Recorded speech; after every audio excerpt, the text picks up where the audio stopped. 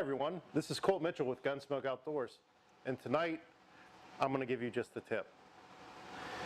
As in the tip of this broken fishing rod that our cameraman Tank broke on our first ever video with Gunsmoke Outdoors. What you want to do is make sure you always have a rod tip repair kit with you, especially when you're on a long fishing trip like I was in the Northwest Territories of Canada. My brand new rod, the tip ended up breaking on the flight, and I used one of these kits to repair it.